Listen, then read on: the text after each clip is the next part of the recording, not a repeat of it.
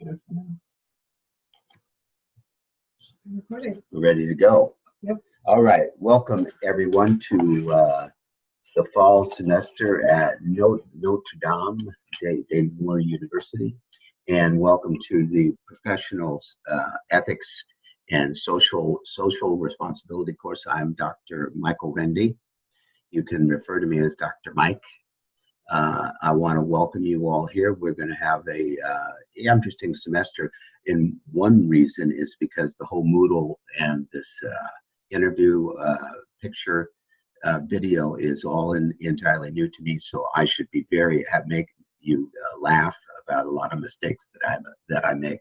But it is a new opportunity, and so what I wanted to do, we've already received some of your questions. Some are sort of practical, and others are more theoretical, but I wanted to answer a couple of them anyway, just to get some practice doing that, and also to let you know that we're taking your questions seriously, and we're trying to get back to you on them. So, okay, so to begin with, let's see. One practical question: is it possible to have a book reserved in the library? And the answer is yes. I will put one on reserve this week. This is another practical question. For the 6 required papers, are we allowed to answer and brainstorm on the assigned questions, allowing our own perception on things, or should we try to stick to a more unbiased point of view? This is always a question students ask: how much of myself should be in the paper, and how much am I just reporting on the information that I've gotten from books or conversation and so on? What I'm asking for and what I'm looking for is a synthesis. Is that you're putting together both what your own opinions are and what you've read in the book. So I want to use the papers, for example, to make sure that you've in fact read the book, but not so much that you've read every detail of the book, but you have found things in the book, in the chapters, that you feel like responding to. So your response will show, number one, that you've read the book and know what the issue is, and secondly, that you've given it some thought on your own. So there's no easy way to answer that. I want them both at the same time. What I want you to do is to reflect on an issue and say, well, I haven't come to a conclusion on. I see it partly this way and I see it partly that way, but one does look better to me than the other. You have some room for intelligent conversation with the text. Okay, another practical questions. Will there be thorough instruction on how to participate? Also, if there's a day where I'm not able to log in live, will I be docked participation points for missing this? And will the session be available for viewing on reference after the session is ended? That I don't know. You know? No. Okay. Yeah. Okay. Well, do you want to answer the question about Zoom? Yeah, but I'm not really sure what to say about Zoom. What the question is? We will provide instructions. Oh, okay. What did they ask about Zoom? So the question was whether there will be opportunities. Well, if you can't log in live, will you be docked participation points? And the answer to that is no. You can watch the recording, absolutely. And the session will be available and referenced as long as you're supposed to review it that week, just like other course assignments. And there will be easy to follow instructions about how to get into the Zoom lectures, or the Zoom discussions. Good. Yeah. Thank you. Okay, let's try one or two of the sort of more theoretical questions. I'd like to know about how ethics in organizations has evolved over time. And then I have a second question, which someone else asked, which is kind of in the same vein. How has the study of ethics changed over time with the advancement of civilizations? these are, of course, juicy questions, and we could spend a very long time. But I think I will start with an example about the ethics of institutions and the ethics of people, and how the institutions evolve over time and how people evolve over time. If you go back to the 19th century, in the U.S., there was slavery. And if you go back earlier than that to the 18th century, there's the character of our President Thomas Jefferson. Well, Abigail Adams, who was John Adams' wife, would not let Thomas Jefferson, this is after he had written the Declaration of Independence, Abigail Adams wouldn't let him in her house because he had slaves. So you could see there were people, even when slavery was an accepted way of life, there were people that objected to it on a moral basis. Now, if you go back to Jefferson's point of view, Jefferson was a man who had slaves. He wrote the Declaration of Independence while he still had slaves. He wrote, "All men are created equal," given by their creator equal rights to life, liberty, and the pursuit of happiness. You would say what a phony he is. But Jefferson himself wanted to get rid of his slaves. But he's said they're just like children. If I release them, where will they go? Who will take care of them? They're my family. They need me to take care of them. Well, what his point was that I can't release them when the rest of Virginia holds them. They'll be persecuted. So, and nevertheless, in the Declaration of Independence, he wanted to say that all men created equal, took into account slaves, that they were equal too. But they told him that he couldn't put that in the Declaration of Independence because the southern states would never sign onto it. If they wanted to get a minimal kind of act of independence stated, they had to be sensitive to the people they were asking to sign it. So the conclusion is the time wasn't right. So you have moral people living in immoral times, moral people living with immoral institutions. And in some ways, people don't even recognize that. So there's two kinds of things. You condemn a person that acts in an immoral way, but ultimately it's left up to history to decide on the morality or immorality of the times. Sometimes people that are living in an immoral time in some particular way can't do any different than they're doing, because they don't know any better. So it's a very complicated question. So the short answer is yes, institutions do evolve morally, and human beings do evolve morally. But that's what makes history so fascinating. We can get into this further when we talk that, for example, Abigail Adams was way ahead of the game. Thomas Jefferson was a little bit ambiguous, and others were just downright terrible. Okay, let's see, are there any more practical questions? The online presentation due in week 6, is that a PowerPoint along with an oral presentation? Also, will there be a weekly discussion post in addition to the writing of assignments? Is it a PowerPoint?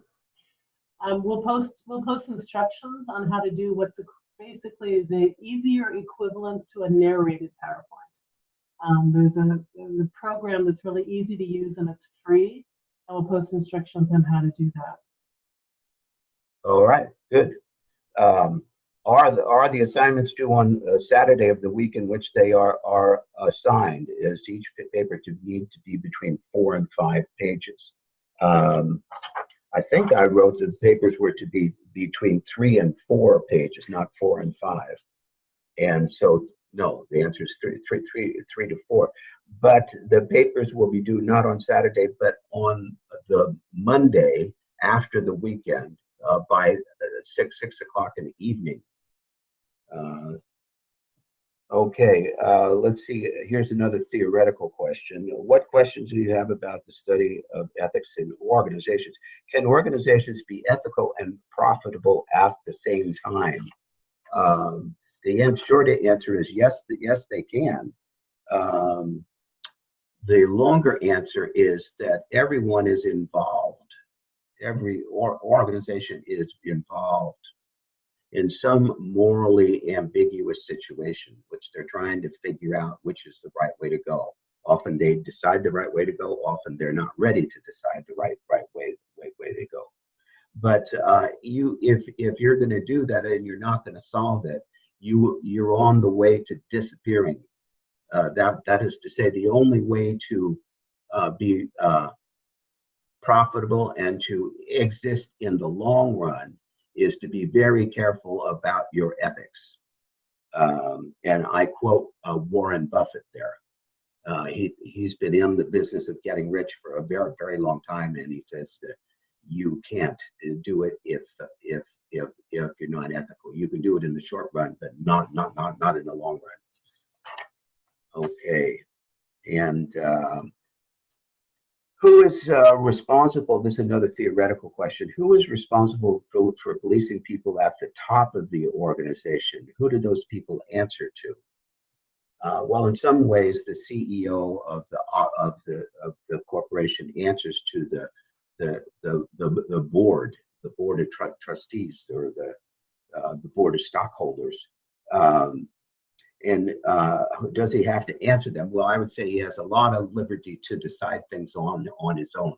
But if you get to the end of the quarter and the company's not made any money, then the stockholders want some answers.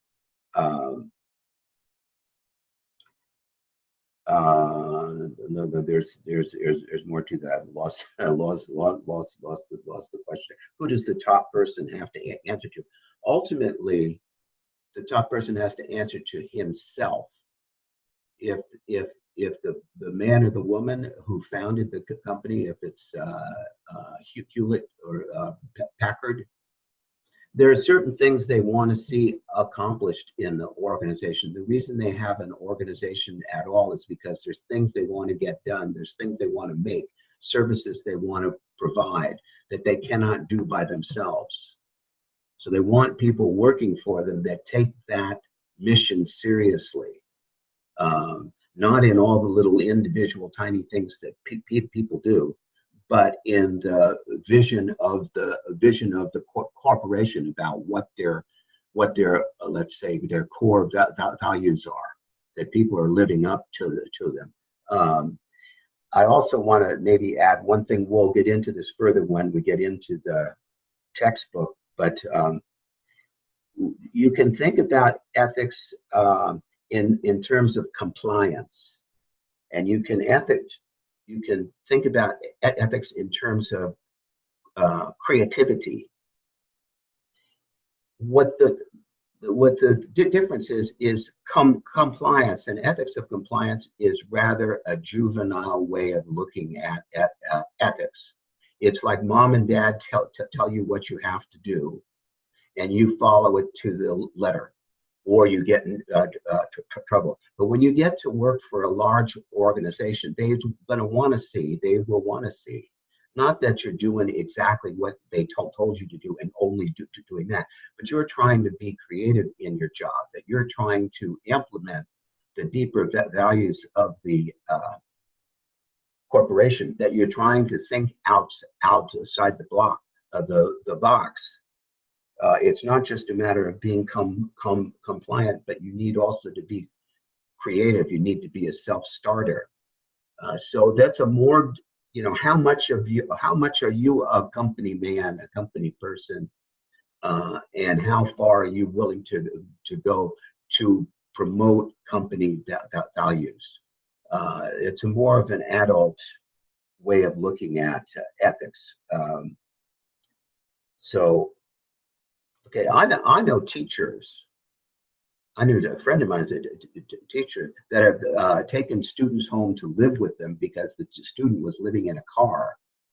And I don't know what the legality of that is, but from the teacher's point of view, that's how much this person cared until she could get on her feet and get started and so on. He let her live at his house. That's an ethics of creativity.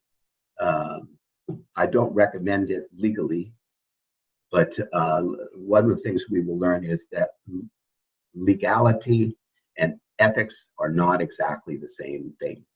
Things can be legal, and then you just have to be compliant.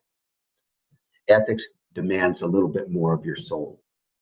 All right, I'm running out of energy here, running out of time. I hope I've answered. Let me just ask Therese here if there's any sort of practical questions that we have left unanswered that shouldn't be. Oh, the APA style question and the quizzes or tests. So someone wanted to know, are there any quizzes or tests, or the grades based solely on assignments and class participation? Yes, solely on classes, written work and class participation. And the one presentation. Yes, but no tests, no midterm, no final. Okay. And then there was a citation question. If you got your book through Kindle and there's no pages on it, how should you cite? Okay. The answer is I don't know. There's some sort of thing. I know people are changing in the technology that they're using when they write papers and so on, and that adjustments must be made. What I'm much more interested in the content of the paper and the content of your thoughts. Any problems you have on footnote noting, we will work out in class. Your first paper, when you give me, I'll make notes on it, and I won't penalize you for it because it's an area that's not yet clear. So something like, I found this in the text in this chapter would be okay? Yes. Okay. Yes. A few quick questions. Do you want, will there be opportunities to gain extra credit? Not that I don't know of. Okay. And there was another one. Oh, is the best way to reach you via email? How soon will people expect to hear from you? Okay, well, you will get all the feedback that you need and that you want from Moodle, and I will be grading things and trying to get it back to you as soon as I can. But it won't really help to send me an email saying go faster. If they do send you an email, how soon will you likely respond? Oh, likely respond to the email. I'd say within 1 day.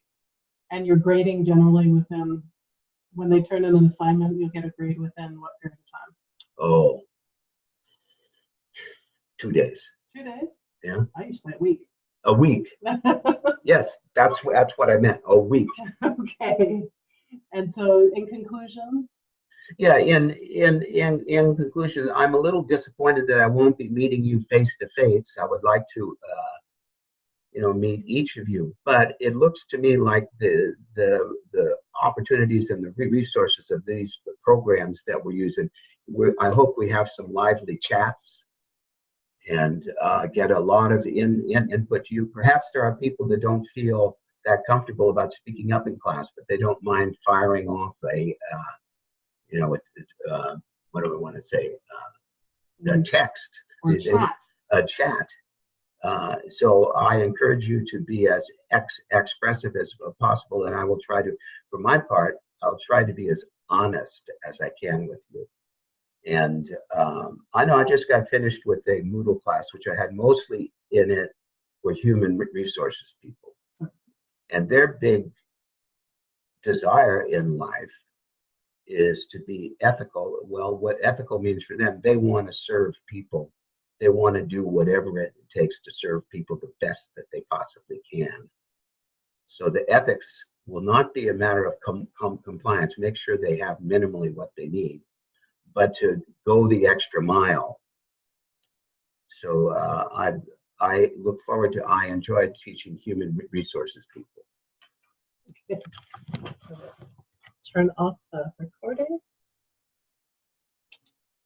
and the meeting.